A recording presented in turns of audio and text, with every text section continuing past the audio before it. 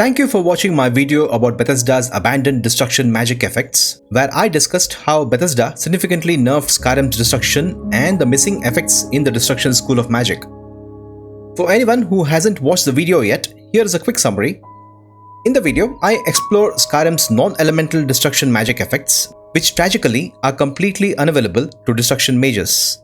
I discuss these specific effects and share my theories on why Bethesda chose to omit them from the game. Be sure to check out the video, the link is in the description. In today's video, I want to peer into our crystal ball and make some projections about the various types of magic effects that may be included in the Destruction School of Magic for the Elder Scrolls 6. I know, a game which is expected to launch around 2029 or 2030, it's indeed quite a long wait. But there's no harm in delving into some theory crafting today, right? Once Elder Scrolls 6 is finally released, provided we're all still here to see it, we can look back and see if the reality lived up to our expectations. Do note the focus is on the list of magic effects and not the delivery methods.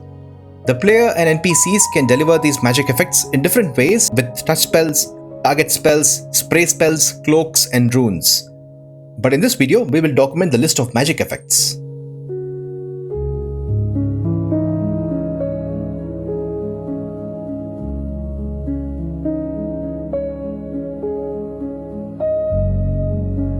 So let's get the obvious ones out of the way. These are the standard elemental spells that have been in all Elder Scrolls games.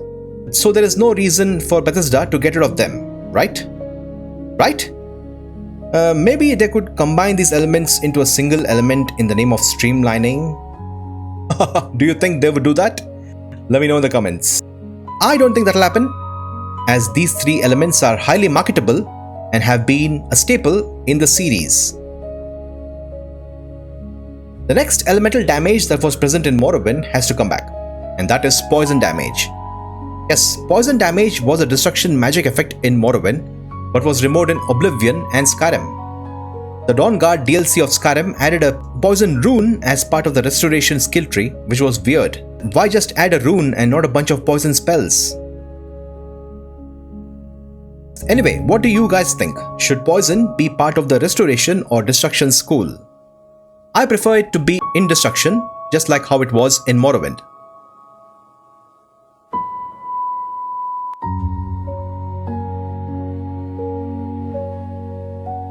Now, what types of new elemental damage can we expect in the Elder Scrolls 6? Apart from fire, frost, shock and poison, do you want more elemental damage types and magic effects? Now, I wanted to talk about the disease magic effect.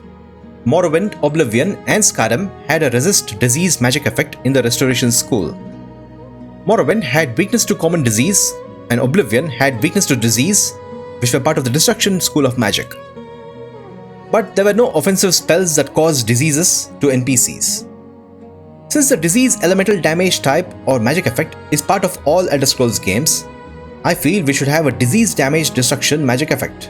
So the magic effect would be called disease damage and would cause a random disease to NPCs or the player character for D seconds. These diseases can affect the player or NPC attributes or skills. Let me know what you think about this new elemental magic effect. What type of spells can you imagine with this magic effect? Here are some examples. Disease Splash. Throw a bubble of goo that instantly infects enemies it hits. Disease Orb. Hurl a spear of energy that deals disease damage and creates a pool of goo on the surface that causes disease damage. Disease Rune. Cast on a nearby surface, it explodes and infects enemies when they come near. Can you think of any other disease spells? I think this will enable some interesting builds like a Periite worshipping destruction mage who specializes only in disease magic. Let me know in the comments below if the disease destruction magic effect is a good idea or is it a bad idea. I would love to read your thoughts.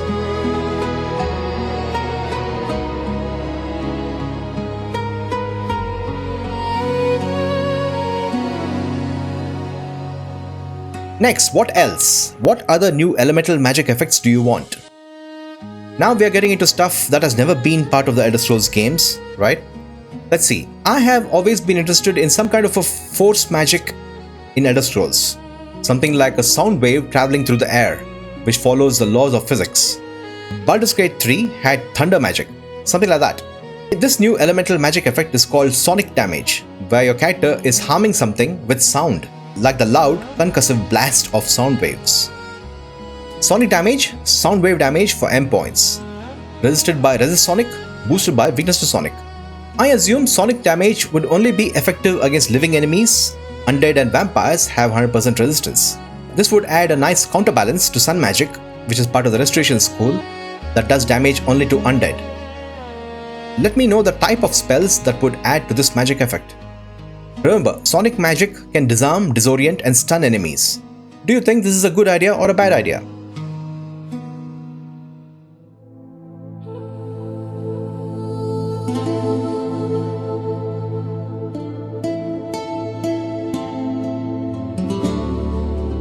The next set of destruction magic effects has to be all the non-elemental destruction magic effects from Morrowind which were lost in Skyrim. I have listed all of them here. Take a look at these magic effects. Now you may have a question.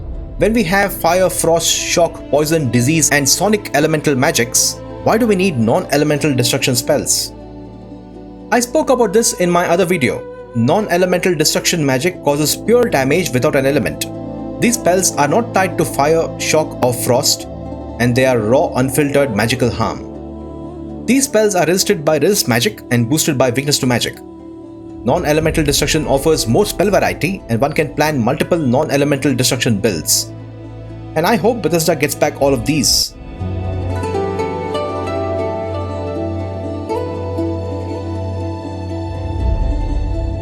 Alright guys, this is the list of destruction magic effects for the Elder Scrolls 6 that should be made available to players and NPCs.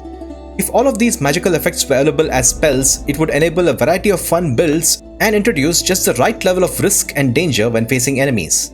For instance, an NPC might cast weakness to magicka along with damage health on you. Another could impose weakness to sonic and sonic damage. This would upgrade mage combat to a higher level, giving the players many options and making enemies more unpredictable. Elder Scrolls 6 should not rely overly on high magicka regeneration for enemy mages like in Skyrim. Instead, NPCs should skillfully cast diverse destruction spells to properly challenge the player.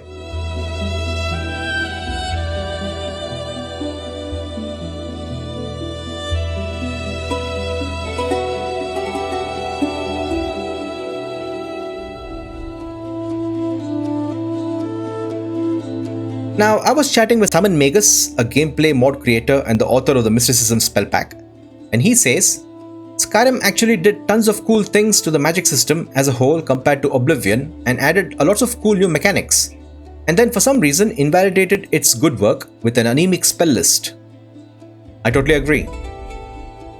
With the diverse magic effects we have compiled, I highly doubt the destruction spell list in the Elder Scrolls 6 will end up being anemic like how it was in Skyrim. Thank you so much for hanging out with me, the Magicka Addict, in another episode of Bethesda's abandoned RPG mechanics. Your comments help me immensely. Please share your thoughts freely. Thanks for watching. May the Divines watch over you.